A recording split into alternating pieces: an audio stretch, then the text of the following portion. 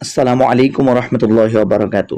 সম্মানিত ভিউয়ার্স, আমরা আসলে আজকে কোনো প্ল্যান ছাড়াই বের হয়েছি। আমাদের লক্ষ্য ছিল আমাদের সময় হলে হাতে আমরা বইমেলায় যাব। যেহেতু সামনে রমজান আসতেছে আর মাত্র কয়েকদিন বাকি রমজানের, তো রমজানে তো আমাদের বের হওয়া যাবে না, যেহেতু আমরা এক এক মসজিদের ইমাম ও খতিব, পাশাপাশি আমাদের মাদ্রাসার দায়িত্ব রয়েছে। সেজন্য আমরা সকলেই প্ল্যান করে বের হয়ে গেছি, চলো আজকে একটু ঘুরে আসি ঢাকার ভিতরে।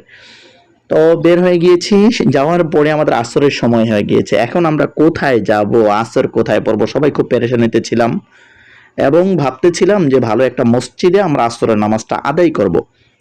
সেক্ষেত্রে আমাদের ফারহান বিল্লাহ ভাই বলল, চলো আমরা স্যার সলিমুল্লাহ হলের ভিতরে খুব সুন্দর নামাজের ব্যবস্থা রয়েছে, মসজিদ রয়েছে, আমরা ওখানে গিয়ে আসরের নামাজ আদায় করি।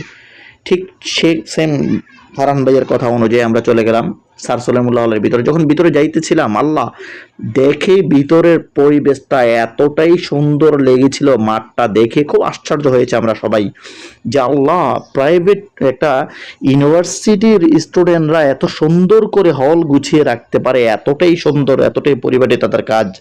তাদের জন্য শুধু মন থেকে দোয়া আসছিল, আল্লাহ তাআলা যেন তাদের শিক্ষার মধ্যে বরকত দান করেন। আমরা যারা গিয়েছি সবাই এটা বলাবলি করতেছিলাম যে এত পরিপাটি রাখা কিভাবে সম্ভব হয় তাদের দ্বারা।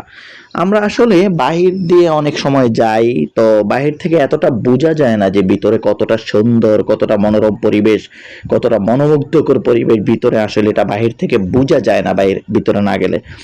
তো ভিতরে যাওয়ার পরে বাহির থেকে যতটা ধারণা ছিল, আল্লাহ সুবহানাল্লাহ, ভিতরে যাওয়ার পরে পুরা ধারণাটাই পরিবর্তন হয়ে গিয়েছে। আমরা নামাজ পড়ে দাঁড়িয়ে দাঁড়িয়ে এখানে বারান্দায় সবাই সেটাই বলাবলি করতেছিলাম, দেখো কত সুন্দর, যেটা আমরা হয়তো অনেক সময় আমরা মাদ্রাসা ছাত্র অনেক ক্ষেত্রে করতে পারি না, সেটা কিন্তু আমাদের ভার্সিটির ভাইয়েরা করে আমাদেরকে দেখিয়ে দিয়েছেন যে দেখো, ইচ্ছে থাকলে এত সুন্দর পরিবেশ রাখা যায়। যত হাজার স্টুডেন্ট বসবাস করবে, যত হাজার স্টুডেন্ট একসাথে থাকবে, তারপরেও ইচ্ছে থাকলে এভাবে পরিবেশ সুন্দর রাখা যায়।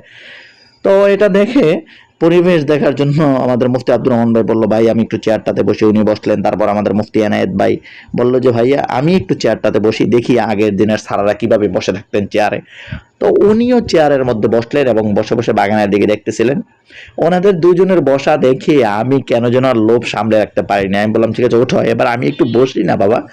তো তাদেরকে তারা উঠে গেল। তারপর আমি একটু বসলাম, বসে আমি একটু ভাব নিলাম যে দেখো, আমি একটু টিচারের মতো ভাব নিতেছি, তোমরা পড়াশোনা করো সবাই ভালো করে মন দিয়ে। তারপর ওখান থেকে বের হয়ে চলে আসছি, আমাদের সময় একেবারেই কম, বের হয়ে চলে আসছি, এখন চলে যাব। তো আসার পথে মাঠের মধ্যে ভার্সিটির সামনে, হলের সামনে দুইটা বাগান দেখেছি। বাগানগুলো দেখে আসলে লোভ সামনে রাখতে পারেনি, সেই জন্য বাগানের সামনে বসে গেছি এবং রবুলের কাছে ফোনটা দিয়ে দিচ্ছি, রবুল যদি পারো তো একটু ভিডিও করে রাখো, যেহেতু ভার্সিটির পরিবেশটা এতটাই সুন্দর। তো আমার বসা দেখে রবিউল বলল, হুজুর আমি একটু বসি। তো রবিউলও আমার সাথে সাথে এসে বসলো, রবিউল বসলো। আপনাদেরকে যেটা বলতে চাচ্ছি সেটা হচ্ছে, সময় হলে হালাল টাকা দিয়ে ভ্রমণ করুন, আল্লাহ বরকত দিবেন ইনশাআল্লাহ। এবং ঈমান বাড়ার উদ্দেশ্যে আল্লাহ তাআলার নেয়ামতগুলো দেখবেন। আল্লাহ তাআলা আমাদের সবাইকে হালাল টাকা দিয়ে আল্লাহর নেয়ামতের শুকরিয়া আদায়ের অর্থে কিছু ভ্রমণ করার তৌফিক আল্লাহ তাআলা আমাদের সবাইকে দান করুন।